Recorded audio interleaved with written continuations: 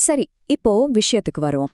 மக்கள் அடிக்கடி செய்ற ரொம்பவே பணத்தை வீணாக்கும் தவறு என்னன்னா, ஏசியோட டன் அளவ தப்பா கணக்கு போடுறது தான். ஆமா, இந்த டன் கணக்கு தான் எல்லாத்துக்கும் காரணம். முதல்ல இந்த டென்னா என்னன்னு ரொம்ப சிம்பிளா புரிஞ்சுக்கலாம்.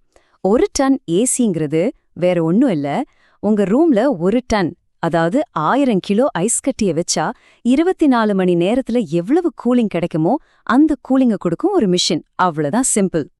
இதுல நம்ம ரெண்டு விதமான தப்பு பண்ண வாய்ப்பு இருக்கு. ஒன்னு, சின்ன ஏசி வாங்குறது. அது உங்க ரூம கூல் பண்றதுக்காக ஓய்வே இல்லாம பகலா ஓடிட்டே இருக்கும்.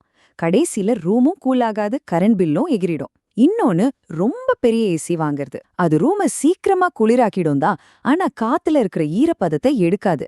இதனால உடம்பெல்லாம் ஒரு மாதிரி பிசுவிசுன்னு இருக்கும்.